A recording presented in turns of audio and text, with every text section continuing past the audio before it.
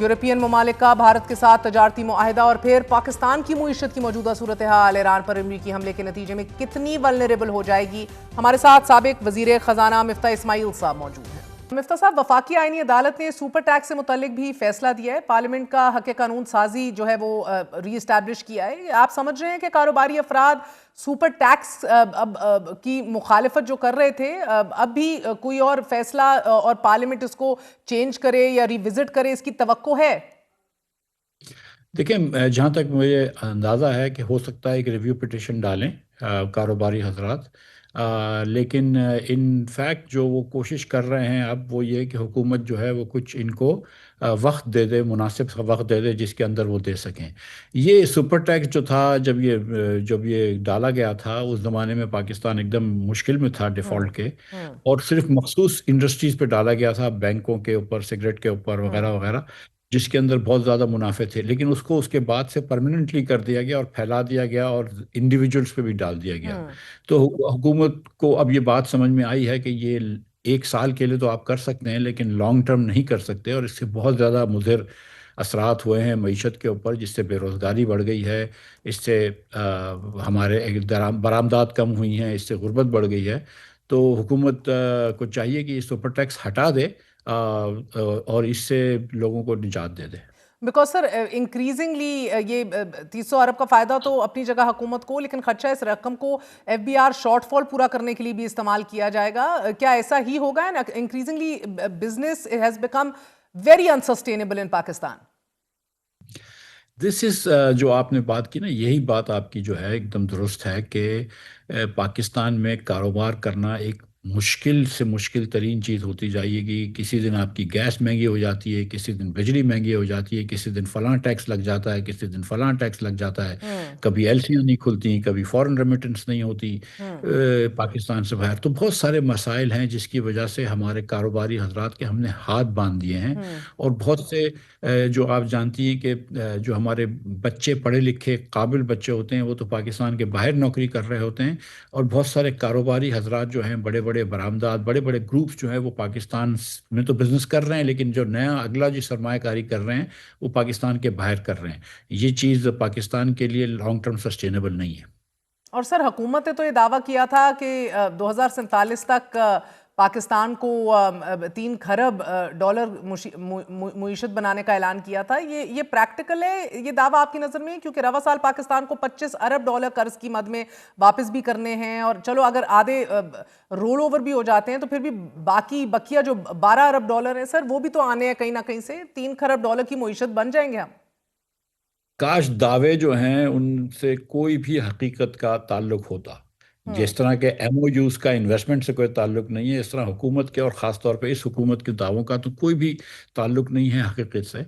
تو حکومت نے یہ بھی دعویٰ کیا تھا کہ 60 بلین کا ایکسپورٹ کر دیں گے 2028 تک، پتہ چلی کہ پہلے 6 مہینے میں اور مزید ایکسپورٹ کم ہو گئی۔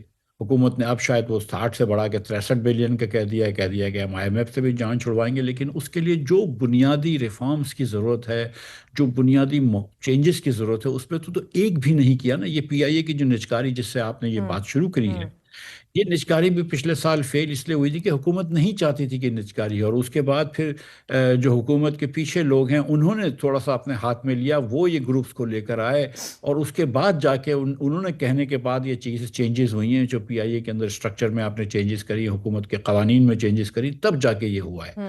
تو یہ جب تک حکومت خود سیریس نہیں ہو یا کوئی بہادرانہ فیصلہ نہ کرے، لیکن جو حکومت جس کے پاس عوام کا مینڈیٹ نہیں ہو وہ ویسے ہی گھبراتی ہے۔ اور شہباز شریف صاحب کی تو یہ فلاسفی نہیں ہے کہ پرائیویٹ سیکٹر جو ہے وہ گرو کرے یا تھرائیو کرے، وہ تو ایک سوشلسٹ سوچ کے پرائم منسٹر ہیں۔ سر، ان انکریزنگلی چینجنگ ورلڈ آپ دیکھ رہے ہیں کہ بہت کچھ متاثر کرے گا، ہمیں ڈائریکٹلی امپیکٹ کرے گا۔ یورپین یونین اور بھارت کے درمیان بھی مجوزہ فری ٹریڈ ایگریمنٹ کے بعد بھارت کو یورپین منڈی میں کیا وہی یا پھر اس سے زیادہ رعایت مل جائے گی کہ شاید اس وقت پاکستان انجوائے کر رہا ہے؟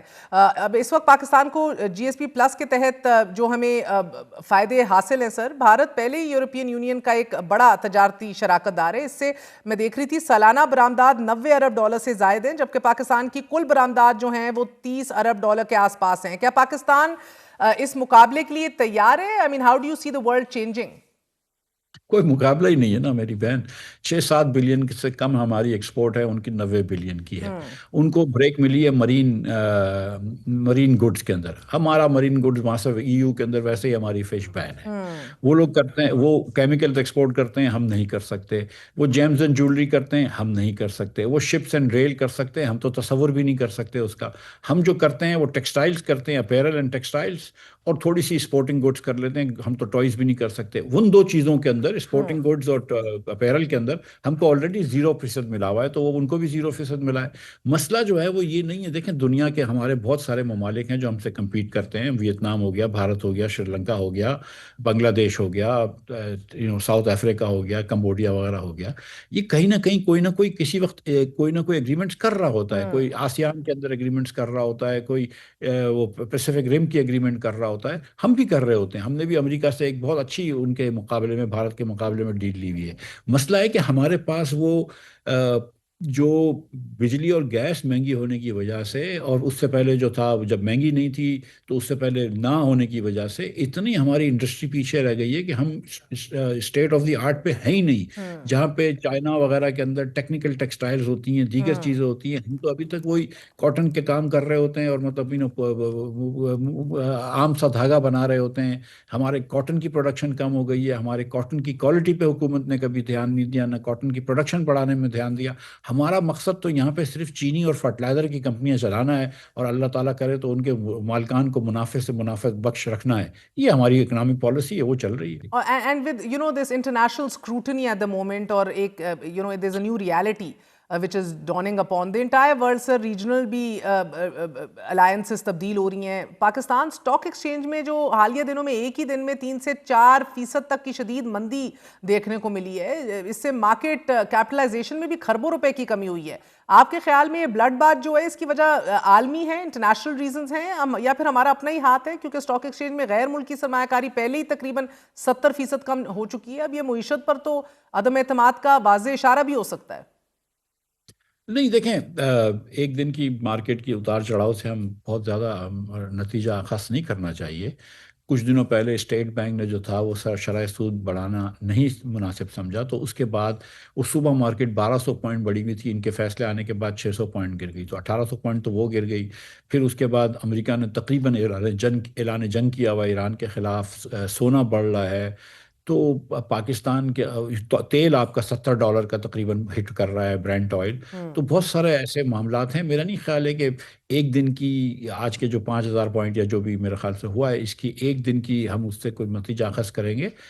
लेकिन ये कि ज़ाहिर है कि दुनिया के जो मामलात होते हैं, अगर ईरान में खुदा न खास्ता जंग होती है, या पेट्रोल के अंदर प्राइसेस बढ़ जाती हैं, तो हमारी इकानमी को तो अफेक्ट करता है, फंडामेंटली करता है। मैं तो हमेशा से ये कहता हूँ कि पाकिस्तान $70 पे वायबल है, $60 पे तेल के बहुत अच्छा है, लेकिन 80 के बाद हमको मुश्किलात आ जाती हैं। और खुदा न खास्ता अगर फिर 80 के ऊपर चले गया डॉलर तेल की कीमत, तो पाकिस्तान फिर एक मरतबा फाइनेंशियल क्रंच में आ जाएगा। और सर, पाकिस्तान का तजारती खसारा एक बार फिर बढ़कर 20 से 25 अरब डॉलर सालाना के करीब पहुंच चुका है। कर्ज भी बढ़ रहा है। अब ये बराह रास्त सरमायाकारी में भी तेजी में इजाफा नहीं देखने को मिला है, not even close to what we were expecting. मसला क्या है? क्या ये मुआशी इस्तेहकाम ग्रोथ की जानिब बढ़ेगा भी या नहीं? देखिए, पाकिस्तान की बिजली जो है, मिसाल के तौर पे सनती बिजली, और कंज्यूमर के लिए भी सनत की जो बिजली है वो Vietnam, Cambodia, Malaysia, Thailand, Indonesia, Hindustan, Sri Lanka, Bangladesh, south Africa, Ethiopia, इन तमाम ममालिक से महंगी है। हमारी गैस भी इन तमाम ममालिक से महंगी है। तो जो पाकिस्तान में सरमायाकारी करने का सोच रहा है, वो इन ममालिक में भी सोच रहा होता है ना। तो कोई बाहर से अगर कोई यूरोपियन कंपनी लगाती है तो कहीं पर भी लगा सकती है, तो वो नहीं करते। लेकिन अब आप सोचें कि एक पाकिस्तानी जो पाकिस्तान में सरमायाकारी करता है, और अगर वो टेक्सटाइल लेकर जाता है ईयू की मार्केट में, और वियतनाम के अंदर उसको 25 रुपए की बिजली मिल रही है, हमारे आदमी को 45 रुपए की बिजली मिल रही, तो क्या फ़र्क पड़ जाएगा? क्या फ़र्क पड़ जाएगा गैस में? उसके बाद यहाँ पे लैंड, ज़मीन इतनी महंगी होती है। कराची में 70-70 करोड़ रुपए एकड़ हो गई है कोरंगी के अंदर ज़मीन। انڈسٹریل ایریا کے اندر آپ کو کہیں کہیں پنجاب میں اچھی زمین مل جاتی ہے لیکن وہ انفراسٹرکچر سے دور ہوتی ہے. سو ہم اس کے بعد یہاں پرمیشن لینا مشکل ہے. یہاں پہ پھر اگر آپ نے کچھ خدا نخواستہ پیسے کما لیے تو 61% سیلس ٹیکس ہے آپ کا. اگر آپ لوکل بیچ رہے ہیں تو 18% ٹیکس ہے. جو دکاندار کیونکہ 90% رجسٹرڈ نہیں ہے ان کو بیچ رہے ہیں تو 22% ٹیکس ہے. ہم نے تو کہیں سے بزنس کو آگے بڑھنے کی کہیں پر اجازت ہی نہیں دی نا. ہم نے تو ہر جگہ یہ سوچا ہے کہ بزنس جو ہے وہ ایک ٹیکس کا، وہ ایک نوکری کا گہوارہ نہیں ہے، وہ پروڈکشن کا گہوارہ نہیں ہے، وہ برآمدات کو فیسیلیٹیٹ نہیں کرے گا. بس اس سے ٹیکس کھینچ لو، اس سے آج ٹیکس کھینچ لو، کیونکہ حکومت کی ایک وریشس ایپیٹائٹ ہے. ابھی جو شہباز صاحب گئے تھے بات کرنے IMF سے کہ ہم کو کچھ اجازت دو کہ ہم ٹیکس بریک کم کریں، وہی بہتر نہیں ہوتا کہ آپ کچھ اخراجات کم کریں؟ 4,000 ارب روپے آپ PSDP اور ADB میں خرچ کرتے ہیں. ابھی جو 43 ارب روپے انہوں نے دیا ہے MNAs اور MNAs کو اپنے حکومت کے 25-25 کروڑ روپے، کیا دینے کی ضرورت تھی؟ ایک طرف آپ دودھ کے اوپر ٹیکس لگاتے ہیں اور دوسری طرف MNAs کو 25 کروڑ روپے دیتے ہیں، تو یہ آپ کی ترجیحات نظر آتی ہیں. بہت بہت شکریہ، آپ نے گفتگو سنی انسرٹنٹی کے اس گلوبل ماحول میں جس ملک کی پرائرٹیز واضح نہ ہوئیں اس کو کتنی دشواریوں کا سامنا کرنا پڑ سکتا ہے آپ بخوبی جانتے ہیں. آج کے لیے اجازت دیجیے. گڈ نائٹ، اللہ حافظ.